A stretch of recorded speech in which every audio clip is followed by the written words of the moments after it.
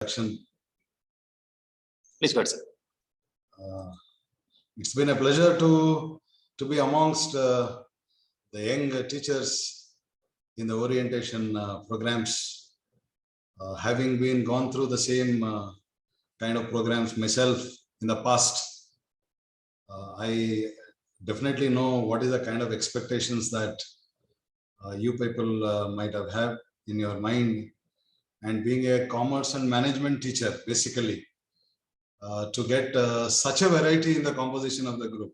I was told that within around 40 participants, we have got around 22 subjects, and hardly we have a few from one from management and nobody from commerce, 2 from economics and 2 from law. This is what I heard from the social sciences perspective. And essentially, you're all predominantly teachers in science. We never get an opportunity to talk to science teachers apart from this kind of a platform, because I have a lot of respect for science as a subject, because we always found science very, very difficult, and that is why we are in management and commerce. But as an administrator, I have also seen the kind of interest that nowadays students have got for the basic sciences. In my short stint as a director of one of the PG centers of University of Mysore called as Chamrajnagar PG Center, I happened to interact with a few teachers of science, humanities and commerce as well. And it gives me immense pleasure to be amongst such a wide variety of groups. And I would say my target today is to put forth my thoughts as a teacher to the young teachers from across the disciplines.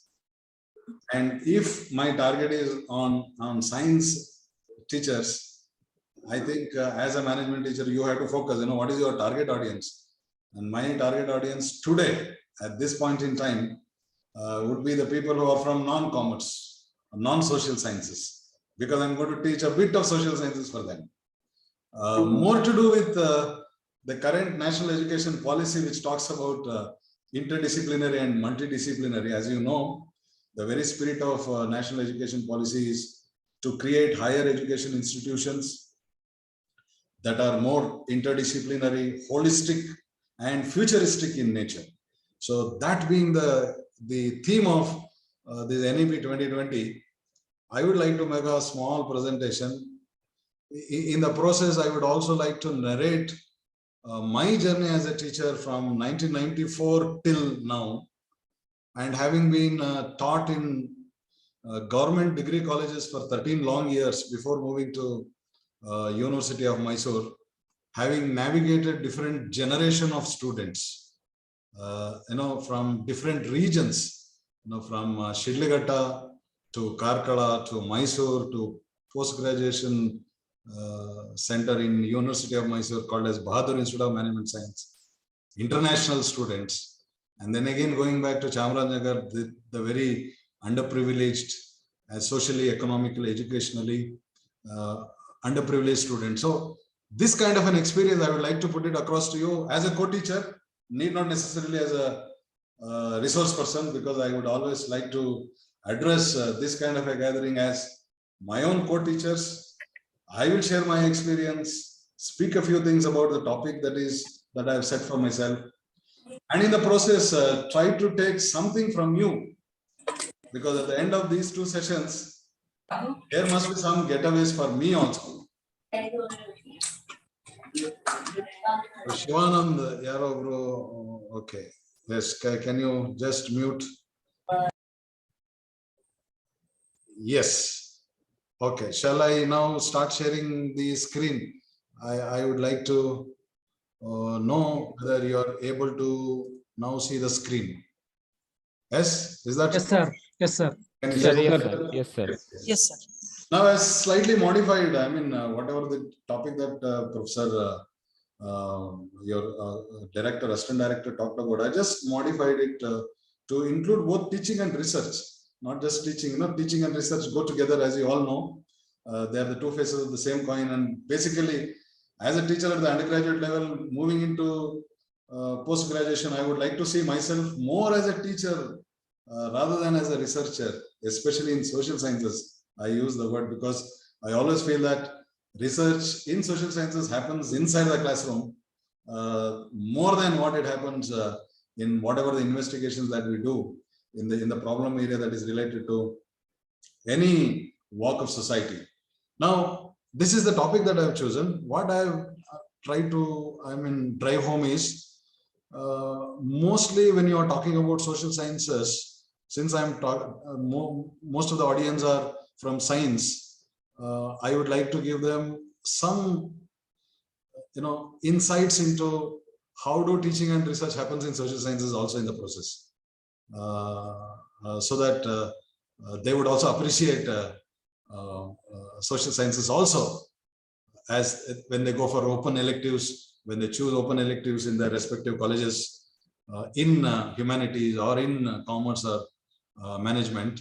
I think there must be some interest for them. At least I would like to kindle that interest. I'll try my best. Let me see. Now, this is the outline of presentation.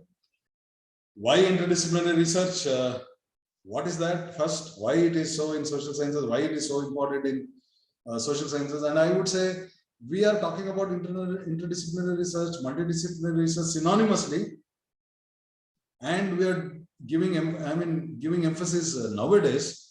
But it was all over the place. Even when I was a student myself, I was studying BBM in my graduation. I used to have subjects like economics, statistics, law, and all these courses were being taught by the respective domain people.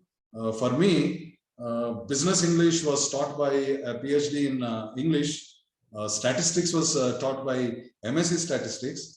And economics was obviously taught by people who are having degrees in post-graduation in economics. But of late, what has happened, we try to put ourselves into watertight compartments. We say that this is commerce, this is management, this is economics, there is a compartmentalization. So you should not cross the borders. Now, this is my workload. Now, I am competent to teach.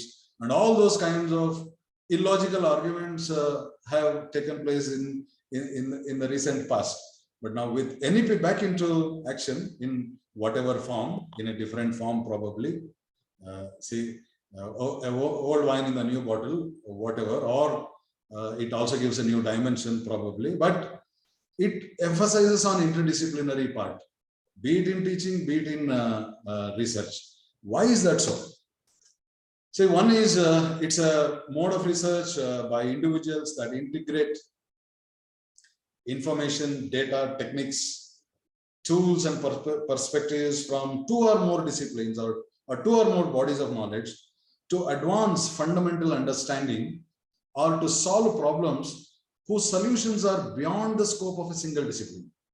So I'm going to take up a case study at a later stage where I would like to integrate these four important subjects or disciplines within the domain of social sciences, namely economics, commerce, management, and law. I would like to give you a case study for that as to how teaching or research could be made more interesting, and learners will always feel it very, very challenging to understand a problem, and you're looking at a holistic view of the entire problem that is in question. So I would like to give that, because if you look at it from only one perspective, you will be actually not doing justice to the problem at question. So when you're looking at it at a broader perspective, try to look at it from different angles. I think you're going to understand the problem in totality, and all the solutions that you're going to give will be more practicable and more interesting. Now, such research is based on a conceptual model that integrates theoretical frameworks from across disciplines and the designs and the methodologies that are not limited to any one field, and it requires skills and perspectives of all the disciplines throughout the phases of research process. Now, there are three defining characteristics. Now, these are just the initial thrust that I would like to give you before I go to the real case study. The research draws from two or more disciplines. Obviously, when you're talking about interdisciplinary, multidisciplinary, again, you'll have to go for more than one discipline.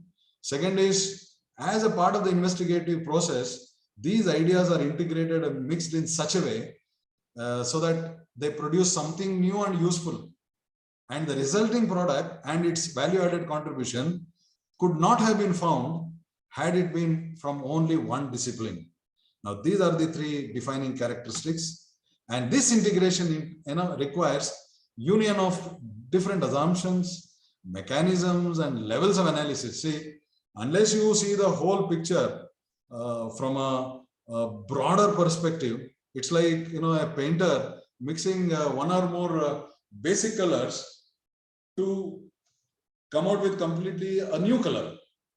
So now why this interdisciplinarity has gained momentum, whether it is in teaching or in research in social sciences? Number one, the reason, there is a huge wealth of information in the field of interdisciplinary studies, both in humanities and social sciences. So among the physical sciences, the participants over there should give me some inputs towards the end of this session.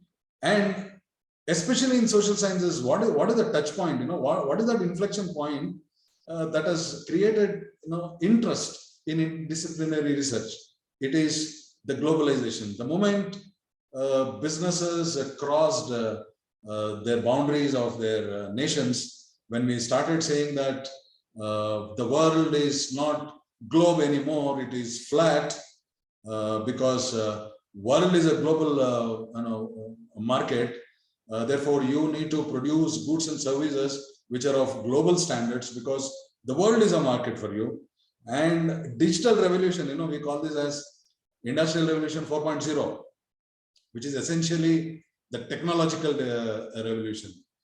Digital revolution, we talk about machine learning, data science, and its extensions, artificial intelligence. They've all redefined all walks of life like never before, because technology has made its presence felt in almost all walks of life. And anybody who embraces technology, any field, including teaching, including research, any field that embraces technology will be today will be able to do research or teaching in much more the way that is required for this present generation of students. And COVID-19 has speeded up the process. It is not that, digital revolution was already in place, but because of the COVID has pushed that speed.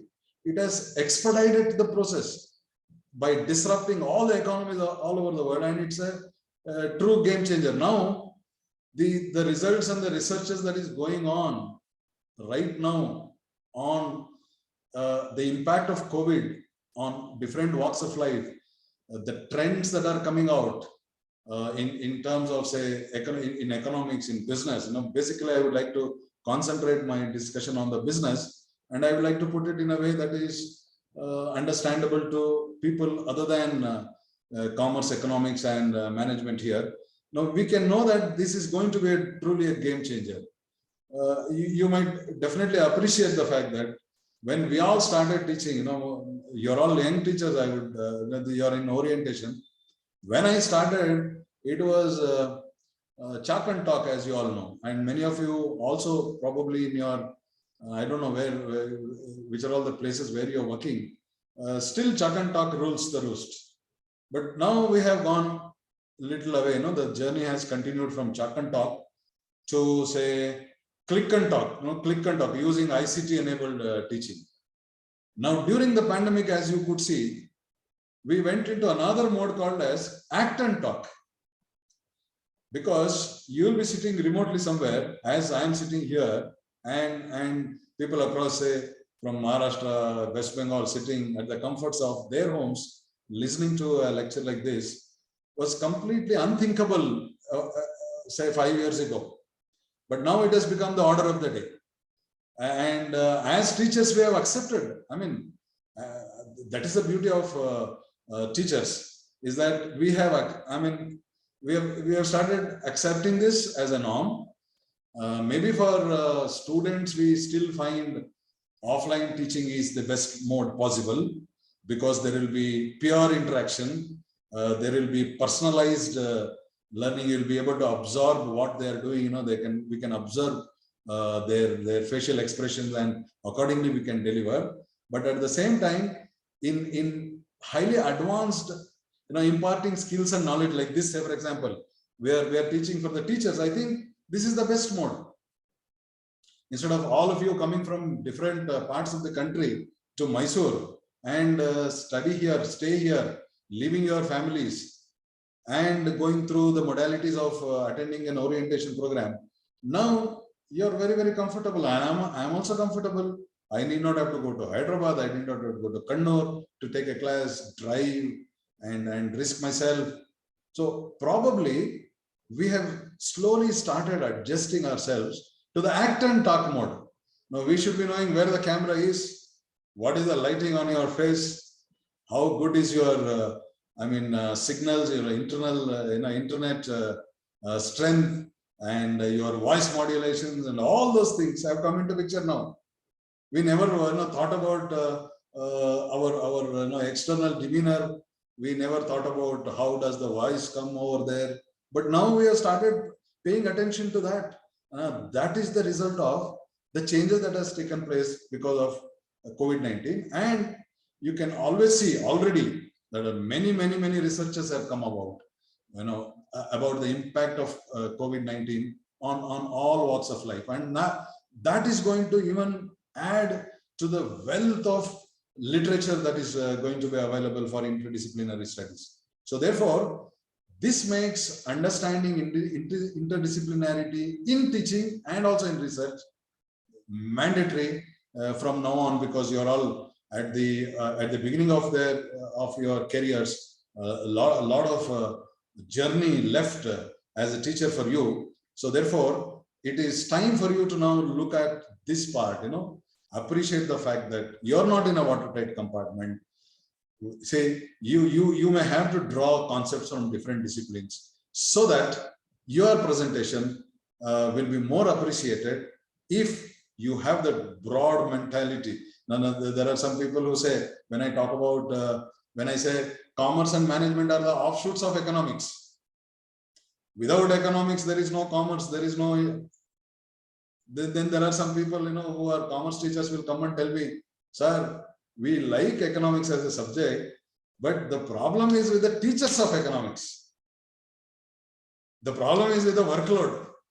So your focus is on the workload, and I will teach. And you call economics as a separate business applications of economics, and you try to take a class for yourself. But had it been taken by the economics teacher himself, things would be better. You are going to add that interdisciplinarity content into your presentation. Now that somehow at some point in time, we may have to appreciate that and go forward and focus on what exactly that you are now doing. Now, social sciences need to produce an innovative research, and therefore individual disciplines within social sciences should be integrated. This is what exactly that I would like to give a lecture on for the next part of my session, so that you maximize the give and take among them. And the social science interdisciplinary teaching and research has a big role to play in improving its performance and productivity, so that we remove the watertight compartments and creating winning conditions to innovations. So therefore, society at large will be the beneficiary. So in the moment you involve interdisciplinary angle to your teaching within the social sciences, your contribution as a teacher to the direct students will be more impactful, and for the society, as you do the research, it will have more contribution to the society as such. Now, with this basic preliminary kind of an introduction to why interdisciplinary, I would like to now share with you an example of integration of a few of the economic theories, time-tested economic theories. I would like to take you on to the times of Adam Smith, till the times of, say, 2017, Oliver Hart, who came out with a Nobel Prize winning a theory called as contract theory, the connections between them, and how do these theories can be applied in corporate situations, in business situations. I would like to give examples of certain companies which most of you know, because it's all about, when I talk about Infosys, if I talk about Volkswagen, if I talk about Kingfisher, I think even people from other disciplines will also be knowing about what is happening in the business field as such. Now, my integration is this. I would like to take up economics on the first part, tell you some of those theories and how these theories can be applied to commerce and management. See, this is where I teach the corporate evidences. I would like to give you certain very, very interesting cases. And then going forward, is there a light at the end of the tunnel? Means, whatever the problem that I'm going to now talk about, whether there is a legal solution for it. What are the emerging legal architecture in India? Whether we have a solution to these kinds of problems that is plaguing Indian business. So I would like to see that integration. I would like to give you this interdisciplinary angle into social sciences. One is economic theories, pure theories as such, the conceptual theories, and then come to the reality, the practicalities of corporate world, and going forward, whether we have enough stuff in our legal system in order to arrest the problems that are being plagued by the Indian business, and in the process, how can we look a particular problem, a problem in business from an economics perspective, from a commerce perspective, from a management perspective, and from a law perspective, so that you understand this particular problem in its totality. This is what I would like to present before you. So in the first part, till 1 o'clock or till 12:45, I would just go through certain conceptual models in economics, some of the important contributors. I'm going to give you only a bird's eye view. I'm not going in detail. I hope people from economics would appreciate that, and also people from other disciplines would also know that, because it's something, some of the theories are very, very interesting. I would put it like a story. And then in the second part, post lunch, I would like to take up the real examples in corporates as to how these theories can be put into practice, how these theories have been addressed, or whether the companies have followed those theories, or whether the companies have violated those theories. What are the takeaways from those theories to the present situation? And then go further up. Let us see what the law holds in store for us. What are the emerging judicial trends? So I would like to integrate 4 disciplines here for one business problem, so that you appreciate, or if you could see and give your comments on this. Okay, now I'll go to the crux, the crux of my presentation. I think you all see these kinds of headlines in business newspapers or in newspapers, that HDIL companies, promoters have siphoned off 6,500 crores. They ran away with the public money. They misused public funds to the extent of 6,500. Just the headlines I'm giving. Bush and Steel. He ran away with, siphoned off. Taking public money for their personal use, 2,000 crores. And he was being put into judicial custody under a new act. And Tata Steel has to take over the Bush and Steel by settling 35,200 crores. So that is the extent of the fraud. And everybody knows Nirav Modi is still at large. He still has to be deported back to India. And he has gone away with 13,800 crores. He has frauded bank, Punjab National Bank, in collation with the officials of Punjab National Banks. And the moment this fraud was brought to light, CBI charge sheets Nirav Modi and 24 others, and 2 top PNB officials were removed. Geetanjali Group, again, this fellow, Mehul Choksi, who is an uncle of Nirav Modi, defrauded Punjab National Bank to the tune of 3,258 crores. You know, crores have got no meaning at all now. The people running away with the public money. Then Religare, 740 crores. Manpasan Beverages, Enron. This is the giant of all scandals. You know, all scandals started. The corporate scandal started. You know, people started looking at these scandals with a new kind of a curiosity after Enron. I'll come to that later.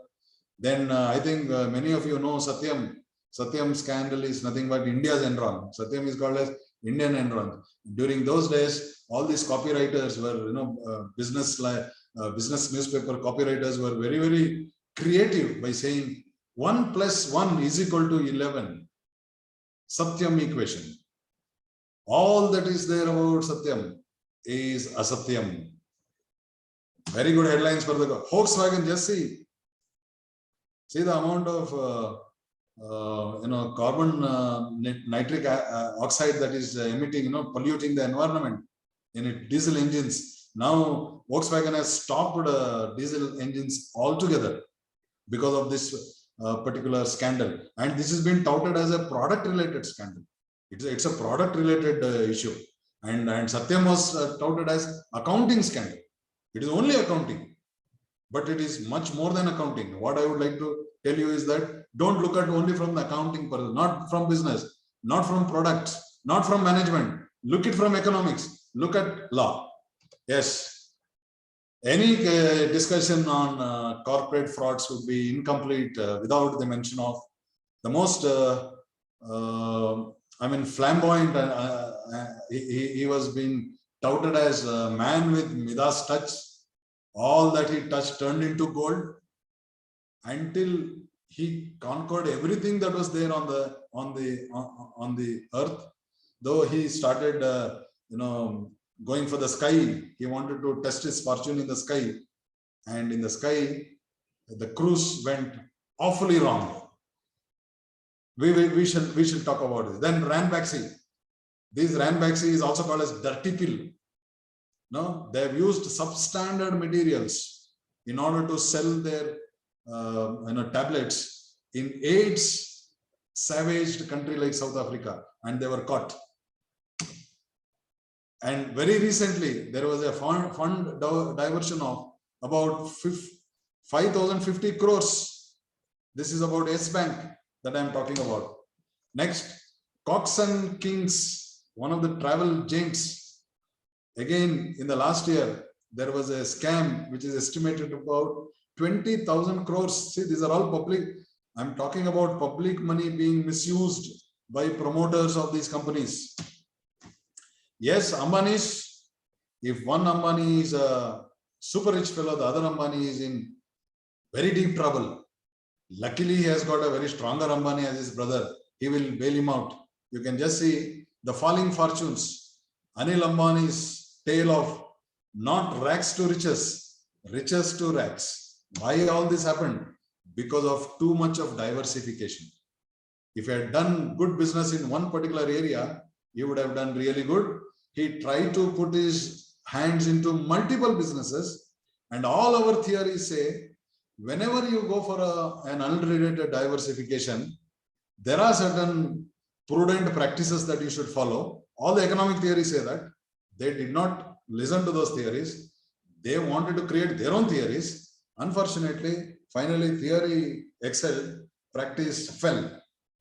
Yes. Again, SEBI finds Mukesh Ambani in January. Now, moral hazard is on the rise. Now, this is a problem that I would like to look at. Moral hazard is on the rise. People, the companies, defrauding public money, diverting public money for their personal benefit as now is on the rise. Lemons are all over the place. I'm using the word lemons there.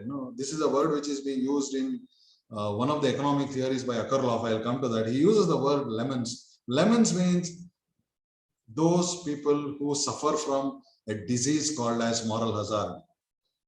They try to make fortune for themselves. You know, you always see in newspapers as to how very recently in Karnataka, you can see the last yesterday's and day before yesterday's newspapers as to how money is being amassed by even small little employees.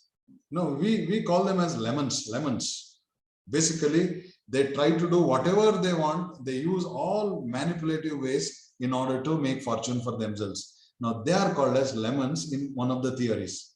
And now, this is the crux. This is the word which I am very fond of, called as dysfunctional behavior. And this is a word which is being coined by Oliver Hart in his theory, contract theory, 2017, Economics Nobel Prize. He uses the word dysfunctional behavior. It means people have a tendency to behave in such activities that is going to give them rewards.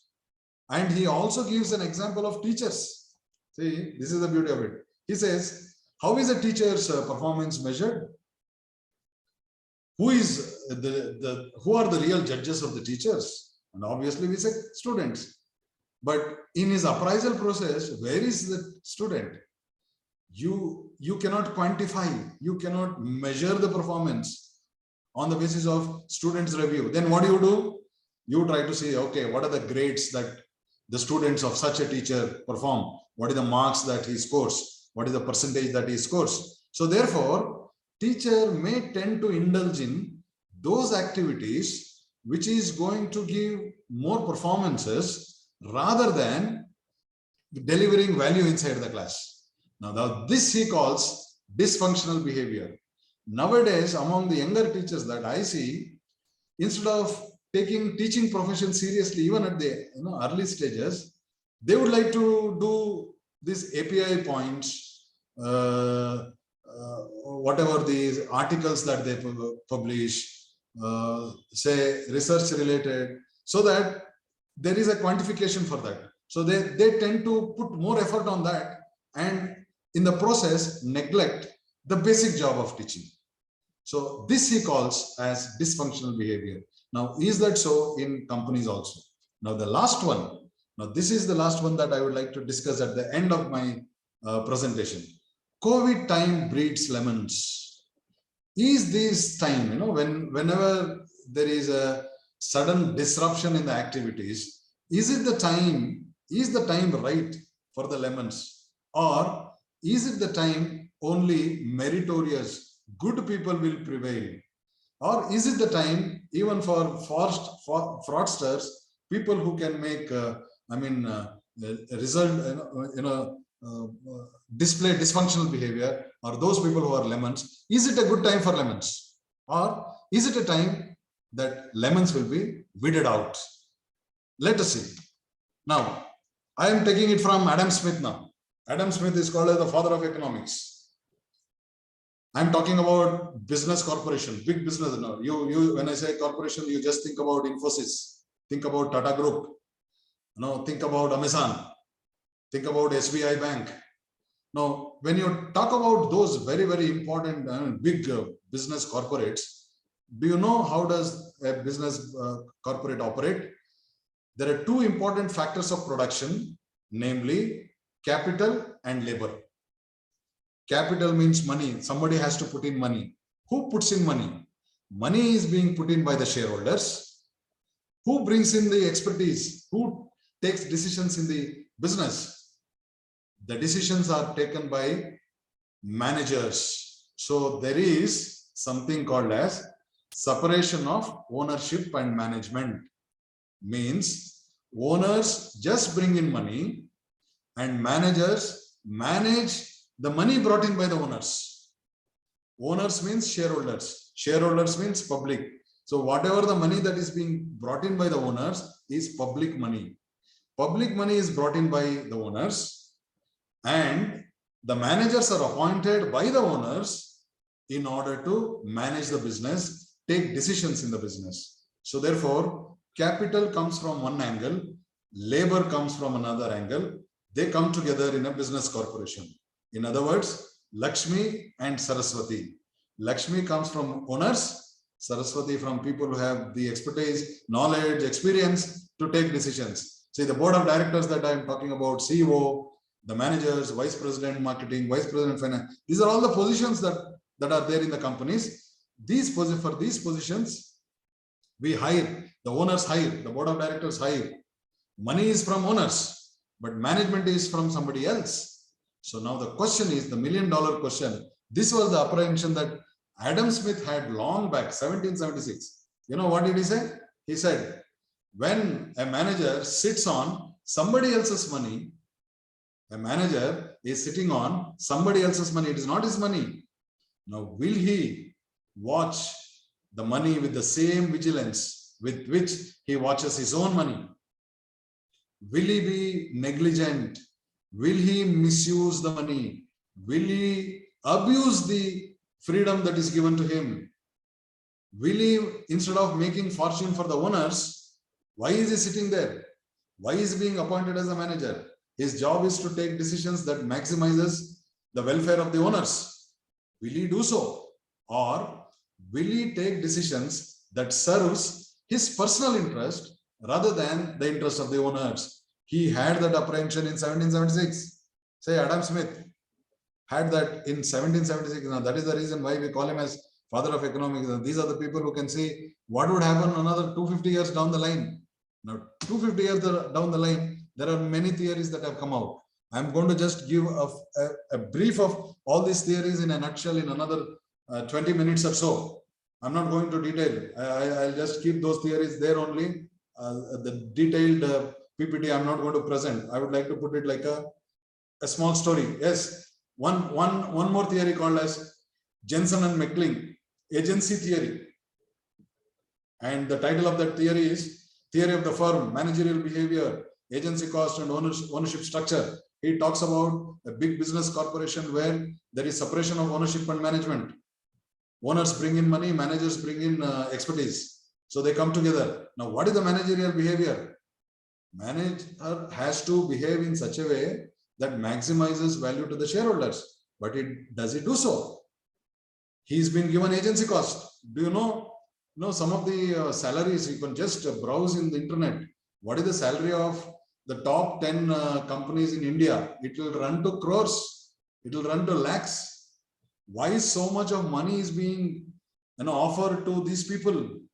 This money, this compensation is offered to these managers because of their brilliance, because of their intelligence, because of their experience, their ability to take decisions. So we call it as agency costs.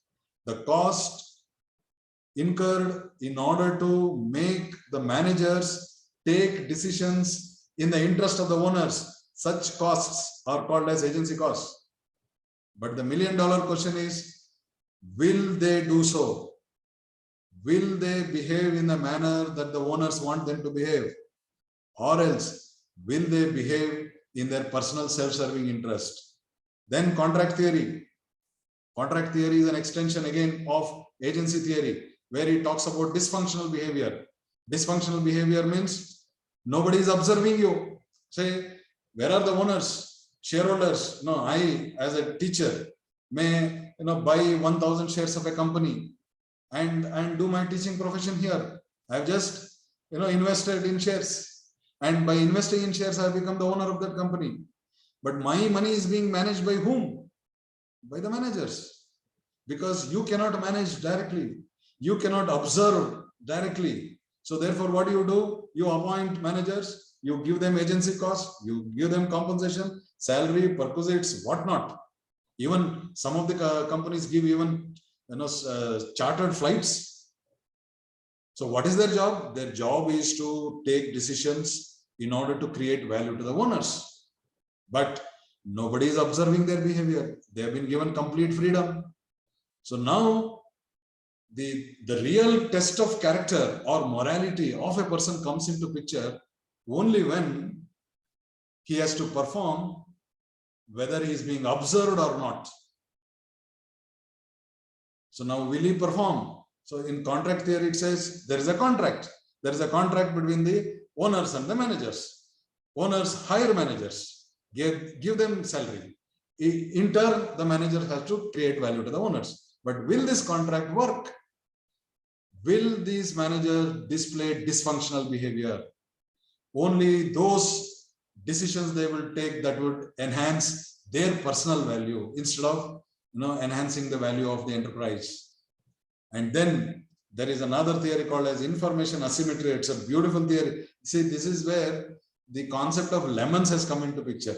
And someone asked me when I was teaching this in some other audience, sir, why he has used lemons for these people, the people who are not moral agents, those people who display, moral hazard. Why you use the word lemons? Why not apples? Why not orange? Why lemons? Okay, I'll leave it to you. Let me see what you will feel. Now he says, he gives an example. I'll just give you. He gives an example of a second-hand car automobile market. Automobile market, second-hand cars. As you all know, in a second-hand car mobile market, say all the cars of different make, size, and models come under one roof. One roof. He calls it as pooling equilibrium. All the cars come under one, and the quality of the cars is known only to the seller. And therefore, if the seller is not truthful about the quality, buyer will not be knowing about it. See, there is an information asymmetry. Seller knows the quality, real quality, how this car is being maintained, whether it is being properly serviced at proper time intervals, whether this has gone for any accidents or not. So all those, the real information is known only to the seller, but it is not known to the buyer. So there is an information asymmetry. So now what happens is the quality of the cars when they come under one roof, under pooling equilibrium, ranges from excellent car to lemons. This is where he uses the word lemons. There are cars which are excellent, there are cars which are lemons.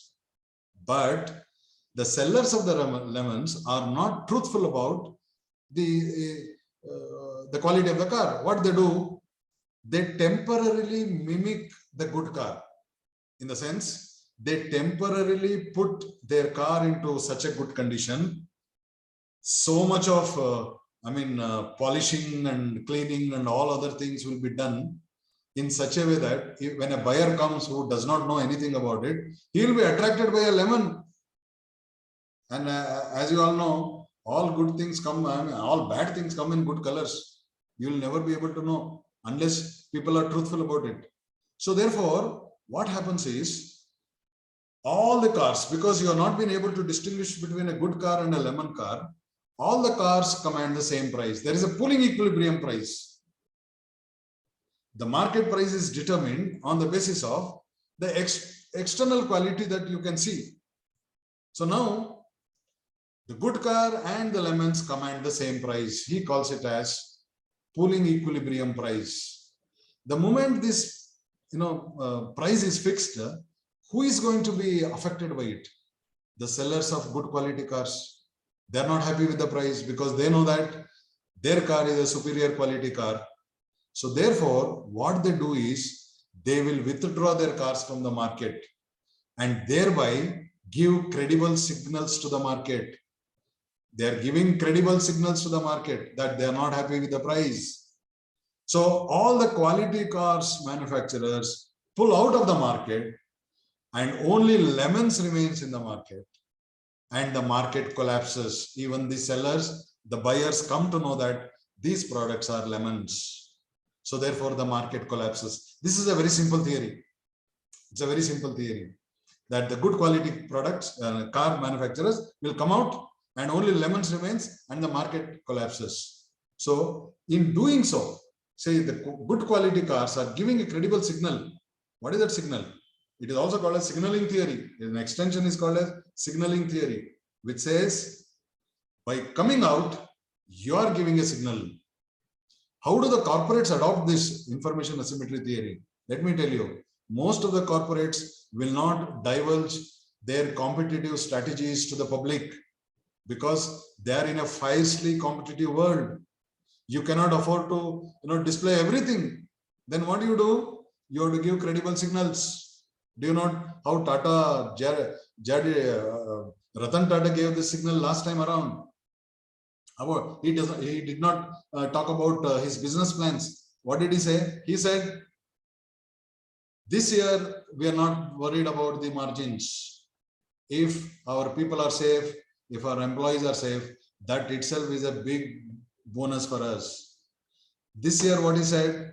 He said, anybody who has lost lives because of COVID, his life partner would be given employment. Don't worry. Now, these are credible signals. Now, he is not talking about what did this Asian Paints do? They hiked the salary amidst pandemic by 10%. So what is the indication? What is the signal? Say, Asian Paints did not reveal what it is going to do in its business because competitors are there. You cannot divulge. So information asymmetry should be there. But how do you reduce information asymmetry? How do you prove that you are good? You can prove that you are good by giving credible signals. These credible signals can be in any information form which talks good about the company. So that is information asymmetry theory for you. Then coming to Modigliani and Miller, I'll just sum it up before I would like to, stop for the day. Modigliani and Miller's and traditional trade-off theory, they are all capital structure theories, They are talking about when a company establishes what should be the mix of debt and equity. Very simple. How much should be owners' funds? How much should be outsiders' funds? How much should be loan? And how much should be owner's money? So normally, you are using debt in such a way, you are using loan or the outsiders' money along with owner's money in order to create value to the owners. Now, those theories are capital structure theories. Use debt judiciously. Don't take too much of debt. Use debt only to the extent to which it creates value to owners. If you excessively use debt, you may fall into a debt trap. And there is a likely chance that the company may have to close down. So therefore, use owner's money more predominantly than outsiders' money. So this is a traditional, approach that we have towards capital structure. But what did Vijay Mallya do? What did he do? He did not fund his, and one more point in capital structure theory is that it very clearly says, if at all you are going for a diversification, which is not related to your existing business. Say, for example, you are venturing into a business, all new business, for which you don't have any expertise. Then what do? Fund that business through owner's money. Don't use debt. Go for an unrelated diversification through owner's money. These are the theories which very clearly establish that whenever you are expanding your business, please do it with owner's money. Don't do it with debt. But whether these people, whether Anil Ambani or Vijay Mallya heed to this advice, no. They wanted to, take a U-turn about the theory, but unfortunately, the theory stood. So I'll come to that part in the second part. Now, these are some of the theories that I'm just putting it across, and in this particular theories, which very clearly say all these theories put together, if a manager resorts to dysfunctional behavior, do you know what he does? He does this. All the one which is being down now there in the screen. This is being given in the theory and it is there in practice. Now, what is that? First one, excessive consumption of perquisites means since you are a CEO yourself, you will only award more salary for yourself. Vishal Sikka of Infosys did the same. What theory said, he did the same. Manipulating earnings and dividends. Do you know what either Enron or Satyam, what did they do? Satyam was getting only 3% profits, 3% profits. But it it window dressed its balance sheet, its financial in such a way that profits were 24%. So you are able to, upgrade your profits and downgrade your losses. How can you do that? Yes, you can do that. You can window dress the balance sheet. You can window dress the financial statements, because who has to, audit that? There is a statutory auditor. And if the statutory auditor is also a part of the crime, then they will show all wrong financials. Maximizing the size of the firm, just see, rather than its value. This is a typical case of, empire building that you can see in Indian business conglomerates. You can just see there, failure seems to go to their heads. Normally it is the success that goes to their heads. But in Indian case, with Vijay Mallya also it happened, with Ambani also it happened. In Nirav Modi's case also it happened, because when it is a failure, they don't want to accept that as a failure. They would like to say that, yes, I cannot be a failure, because you're so egoistic as a businessman. You don't want to accept the failure. You still want to pump in more money. It's like, putting good money to chase bad money. Because since they have not been able to accept their failure, they unnecessarily started, taking decisions. And ultimately, in the end, what happened with Vijay Mallya? He has to leave the country. And now the process is on to get him back. That's not the issue. But failure has gone to his head, not the success. And then you can see siphoning off of corporate assets, siphoning off. Direct cash flow from focal firm to shell firm means what? They make a channel, an underground channel. Do you know, in all these cases, all these promoters, started their own small firms owned by their friends, relatives, wife, children, and all the money which was there in this focal firm, we call it as focal firm, the main firm, they created shell firms, means created their own firms and then routed all the profits to their shell firms because of their position there at the board of directors, at the board. And then you can see excessive diversification. Sometimes it's a part of empire building only. You go get into businesses on which you don't have any expertise. Say Vijay Mallya, if he were to do it in purely, say, for example, in whatever that he was called as, king of good times. No, he could not do anything wrong. All the businesses were really going well. He was one of the most successful, and therefore he was a Rajya Sabha member, and he was very close to the power also.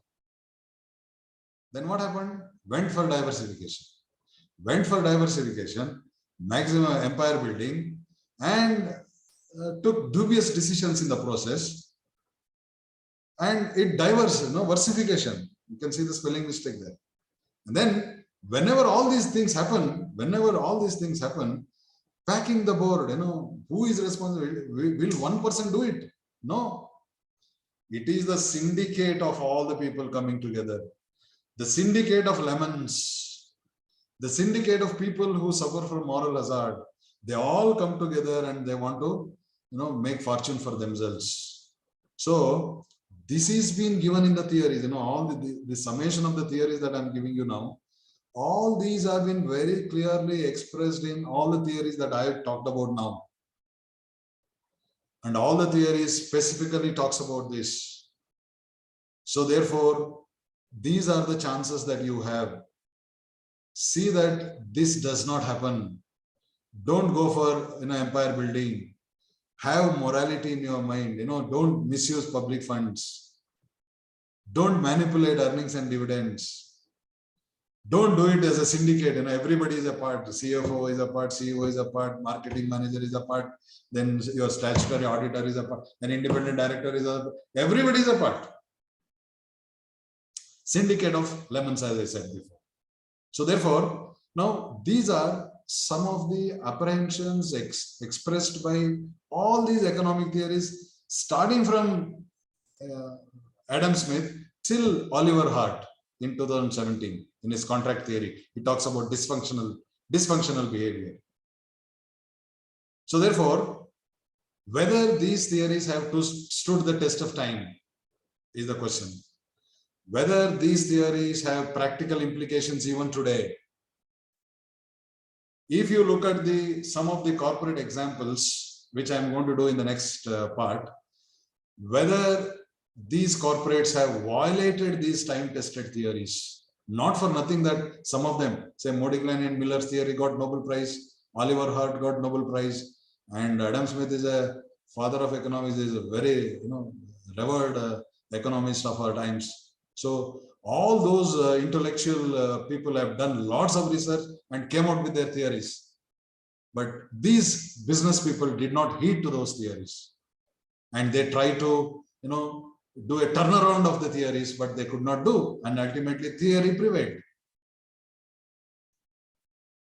So now I would stop at that. I would stop at this, and I have a few examples. The corporate examples, starting from Infosys till the S Bank.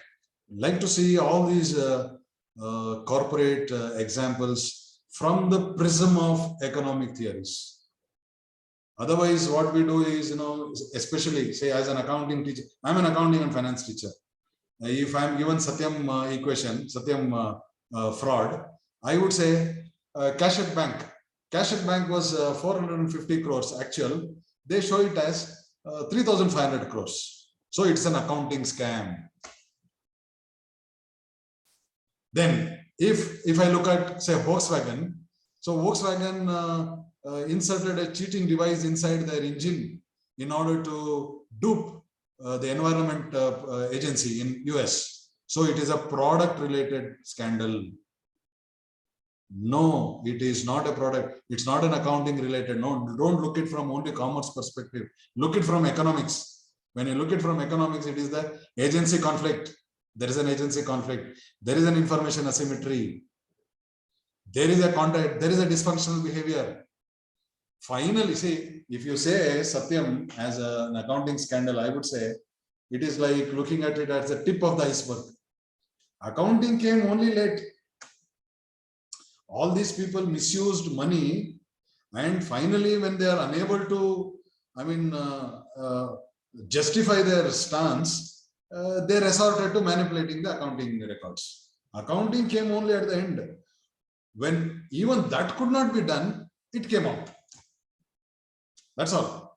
So therefore, all these theories, one working paper, see, the trigger for all this that I've been now talking about is one working paper in World Bank series about Enron scandal, which I happened to read, and he was actually doing an investigation of Enron scandal as such, and he said, no, this is not at all an accounting scandal. It is the violation of economic theories. The problem is with the behavior of the owners. The problem is with the dysfunctional behavior of the owners, not with accounting. Accounting came only at the end. So with this, I would like to end the first part, the first session, and I would like to just see how is it being received. At least from the non-commerce, science teachers. I would like to listen to a few science teachers towards the end anyway. But now I would like to take a few comments if you have any, and any queries that you have any, or anything that you would like to add to whatever that I said. No, yes. I think while yes. While introducing the many theories from economics, I think the Keynesian economical idea and the Marx economical idea, I think that is, more important to discuss today. I personally believe, because look at the inequality ratio in the world. Sir, you're an economics teacher? Yeah, political science. Political science, yes, sir. Yeah.